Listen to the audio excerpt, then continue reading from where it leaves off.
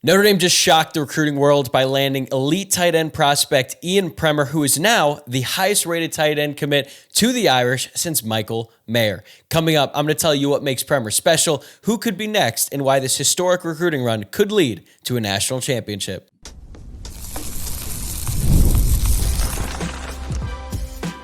You are Locked On Irish, your daily podcast on the Notre Dame Fighting Irish. Part of the Locked On Podcast Network, your team every day. What is up? Welcome in. This is Locked On Irish, your daily Notre Dame podcast. I'm your host, Tyler Wojciak. I'm a Notre Dame alum, producer at Fox Sports, and I've been covering the Irish since 2020. And today is Friday, June 27th. So happy Friday, everybody, and thank you for making this your first watch or listen of the day. If you're watching along on YouTube, don't forget to hit that subscribe button so you never miss an episode. Or if you're listening to the podcast, be sure to subscribe and leave a 5-star rating or review. This episode is brought to you by Game Time. Download the Game Time app, create an account, and use code LOCKEDONCollege for $20 off your first purchase. All right, Notre Dame just added another elite playmaker and 4-star tight end Ian Premer.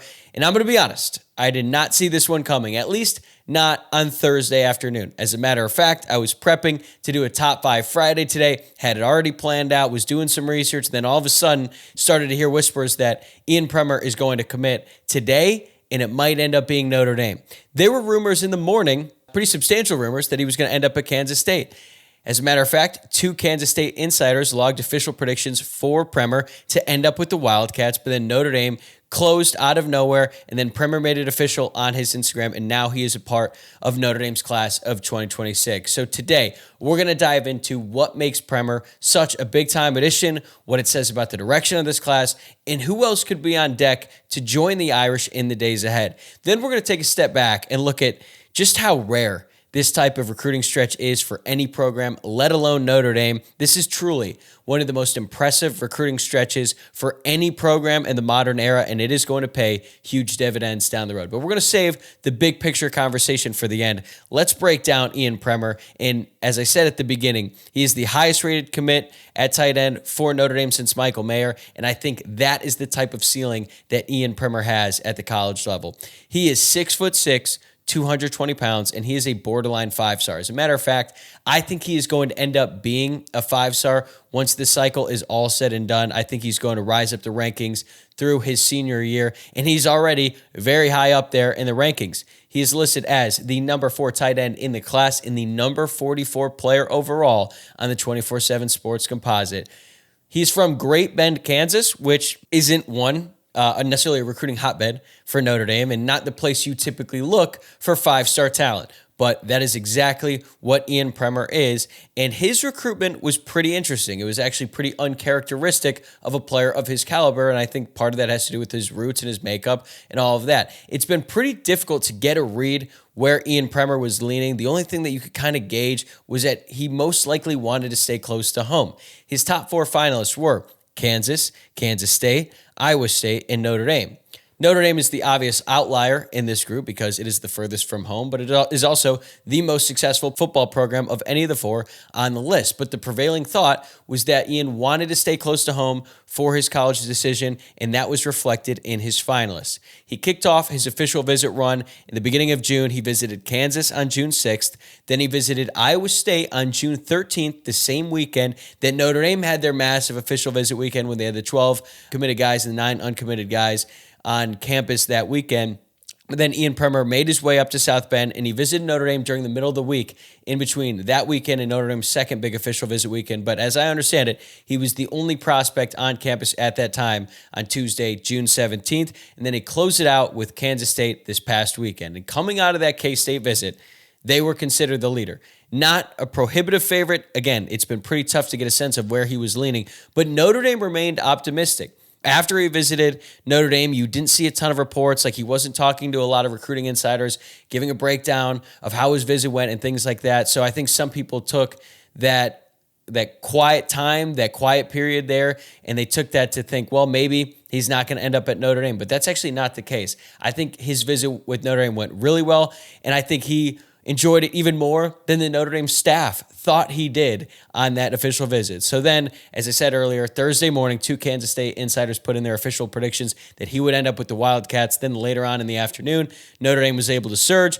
They closed it out. Ian makes the announcement on his Instagram, and he told Steve Wiltfong from On3, their national recruiting analyst, that Notre Dame is the place to be right now. And ain't that the truth? But what Ian Premer brings to this class is different than any other player on offense. He's an elite athlete with incredible size and length for the position. He's a 3-sport athlete for his high school. He's obviously a very good football player. He also averaged 24 points per game and 11.5 rebounds per game for his high school during his junior season. And he had a batting average in baseball that was close to 500. Like, he truly has the physical traits of a future first-round NFL draft pick. But what impresses me the most about his game is his ability to run after the catch. He doesn't really look like a tight end with the ball in his hands. He looks like a big body wide receiver in terms of his speed and agility, but he does have a relentless motor that allows him to break tackles. In that sense, he does kind of remind me of Michael Mayer. When he would get the ball, he was looking to get those extra yards, and he was able to just throw off defenders. But the difference between Mayer and Premer is that Premer's taller and he's a little bit slimmer, but he's faster, and I think he's a little bit more elusive than Michael Mayer was. He doesn't have quite the hands that Michael Mayer had, where it just felt like it hit his hands and stuck to him like glue, but he is just that good. As a matter of fact, and I kind of feel guilty making this comparison, Ian Premer kind of reminds me a little bit more of Brock Bowers than Michael Mayer. And remember those debates when they were in college about who's the better college tight end? Is it Mayer? Is it Bowers?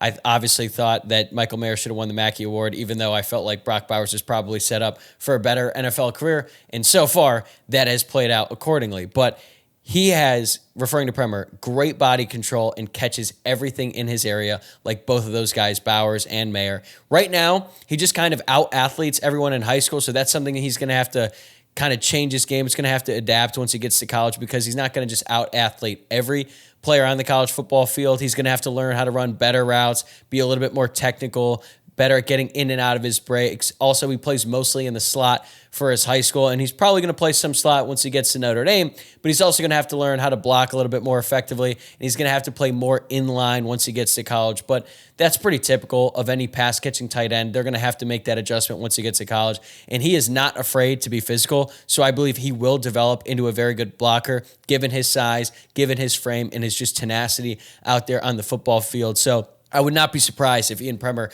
makes a very big impact early on in his career.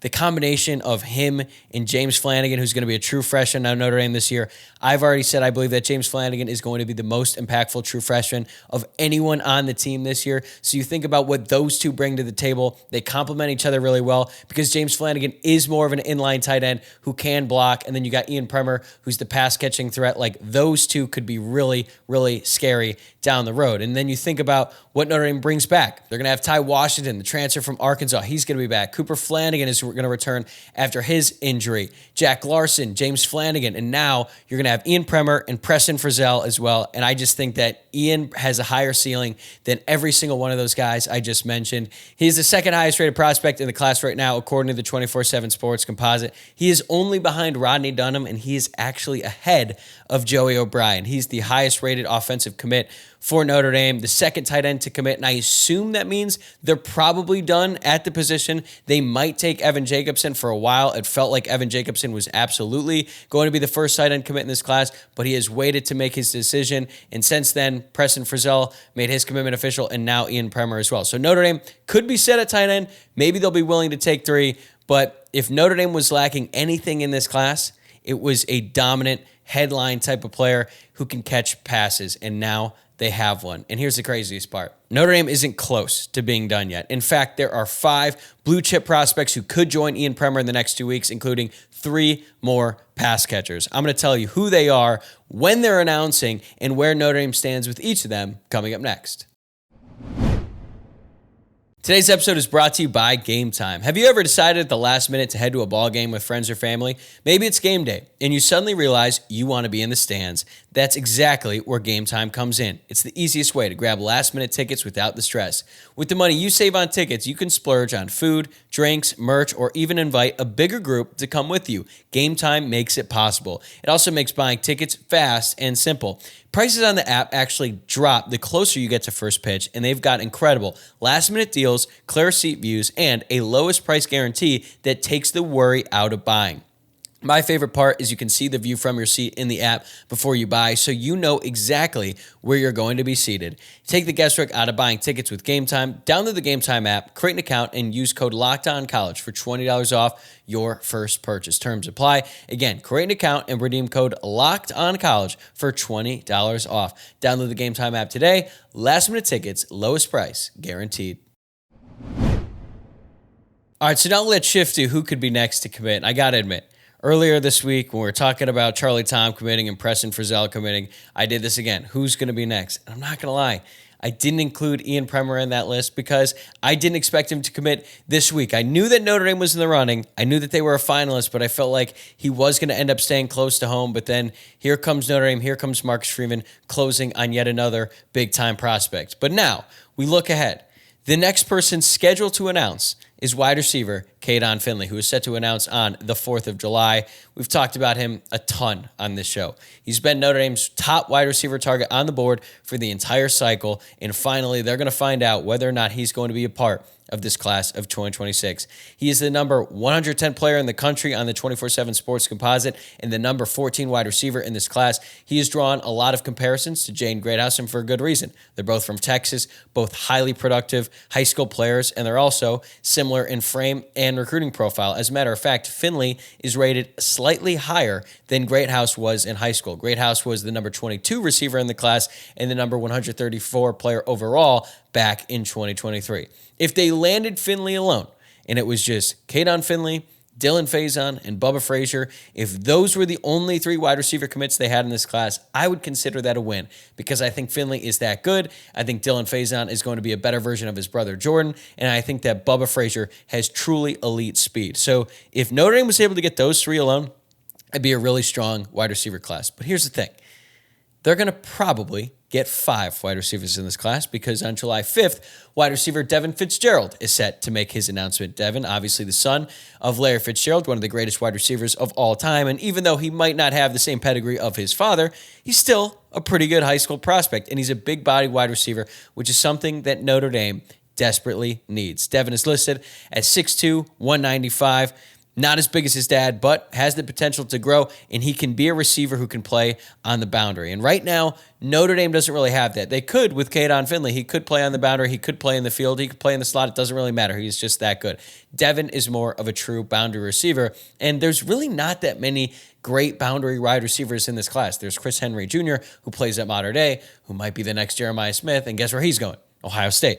Notre Dame wasn't able to get anywhere close with him, but getting a player like Devin Fitzgerald is a nice addition, and I think Notre Dame likes him a little bit more than the recruiting rankings, and he fits a big-time need for this class. So he's just inside the top 500 players nationally. They offered him at the beginning of May, and since that time, they've really gone all in on trying to secure his commitment. At one point, he was down to Notre Dame, Clemson, and Stanford. Then Clemson kind of fell off, so it was Notre Dame and Stanford. And at this point, all signs indicate that Devin Fitzgerald is going to end up with Notre Dame. So if Finley and Fitzgerald commit to Notre Dame, that would be 4 wide receivers in this class. Would they be willing to take 5? Well, it appears that they're more than willing to take 5 wide receivers because Braden Robinson, another wide receiver target that they've been after for a long time, moved his commitment announcement up from July 20th, which is when it was scheduled, to July 6th. And I don't think that was a coincidence. I think it is going to cap off a great 3-day stretch for Notre Dame, and more specifically, wide receivers coach Mike Brown, who has dealt with a lot of criticism since he became the wide receivers coach at Notre Dame. I have been one of those critics. I'm not going to shy away from it. I think that last year's wide receiver class was incredibly disappointing. Elijah Burris looks like he could be a hit, but I don't know what to expect from Scrap Richardson, considering he's never even played wide receiver before, and Jerome Bettis Jr. So last year's class was a disappointment. He had to hit it out of the park in this class, and he appears ready to do so if Notre Dame is able to land Finley, Fitzgerald, and Robinson in consecutive days. I would say Braden Robinson's game is similar to Bubba Frazier, the slot receiver who is currently predicted. I actually think that Bubba Frazier is slightly better than him right now, but Braden Robinson brings in elite speed, and he's one of those players who is so fast, you just give him the ball and things can happen. It's kind of like Dylan Edwards, who plays for Kansas State now, was once committed to Notre Dame, played his freshman year at Colorado under Deion Sanders, is now back with Kansas State. Like, he was in a running back class where Notre Dame didn't really need him, but he was so fast, you felt like something good could happen. And then he ended up scoring like 4 touchdowns in his first ever college game with Colorado when they knocked off TCU in that huge game when the Deion era like really started and honestly got a little bit out of control. But like, that's kind of what I see with Braden Robinson. He is that fast. And at this point, you take all 5 wide receivers, and yeah, there's probably going to be some attrition down the road. Not all 5 of these guys are going to hit, but there's also going to be some misses in the previous cycle that Notre Dame has to make up for. And now with the expanded scholarship limits for these rosters, Notre Dame is able to take 5 wide receivers in this class. So if they get Faison, Frazier, Finley, Fitzgerald, and Robinson, if all 5 of those guys end up committing and sign with Notre Dame, that is an excellent haul for Mike Brown. So hats off to him as long as he's able to get this done over the course of these next few weeks. So they might take 5 wide receivers. They might end up taking 5 defensive backs as well. They've got 4 committed right now. Safety Nick Reddish is due up. Next, he's going to announce his decision on July 11th. And at one point, as recently as last week, it felt like Virginia Tech may have taken the lead. His brother plays for the Hokies. There's a lot of family ties there. But Notre Dame did a great job with Reddish on his official visit weekend. And he is the last defensive back target on the board for Notre Dame. He doesn't have the same recruiting pedigree as like Pouncey or O'Brien or Kari Adams, but Mike Mickens and the Notre Dame staff have been after Reddish for a very long time. They clearly think he's better than his recruiting ranking would suggest, and they have maintained that he is a priority despite the fact that they got commitments from Adams, O'Brien, Pouncey, and Chasten Smith as well. This could go down is one of the best defensive back classes Notre Dame has ever had if and when they close on Reddish. And you think about last year's class, that was also special, getting a guy like Dallas Golden and Mark Zachary and Jadon Blair. So now they are just stacking great players at these big-time, very important positions, and that is what separates the truly elite teams from just the very good teams who make spot appearances in the college football playoff. Like, that's what Notre Dame was. They're building to become one of those elite teams who are there at the top every single year, and the way you do that is by stacking talent at the premium positions. And one position that Notre Dame has not been able to stack talent at is on the interior of the defensive line, which leads me to Elijah Golden, who doesn't have an announcement date set yet, but he had his last official visit for any college this past weekend at Notre Dame. He was on campus with Rodney Dunham and Ebenezer Iwatade, 2 of the big-time names on the defensive line for Notre Dame in this class, and I believe that was the last lever Notre Dame needed to pull to secure his commitment. Kaden Finley and Elijah Golden are the top 2 targets left on the board. They're the 2 biggest fish left. And if they are able to get a commitment from Elijah Golden, it would round out a pretty spectacular defensive line class, which again is not something that Notre Dame has been able to do a lot in recent years. But I like Tiki Hola and what he brings to the table. If they're able to get Elijah Golden, he's a little bit more versatile. I think he has a higher ceiling than Tiki Hola. So you add him in with Dunham and Iwatade as well. That is a really, really, really good group there, and it's on par with the SEC powerhouses in Ohio State, the teams who routinely bring in the best defensive line talent every year. Notre Dame would finally be in the mix for that as well. But other than those 5 guys, I don't really know who is next. It might just be those 5 because there's Evan Jacobson, obviously, who doesn't have an announcement date set yet. But now that Notre Dame has tight ends, we don't even know if he wants to go to Notre Dame. Like, would he want to be the 3rd tight end in the class? Not to say he's going to doubt his own ability, but Notre Dame probably isn't going to push nearly as hard to get his commitment. And a couple months ago, it felt like Evan Jacobson's commitment was imminent.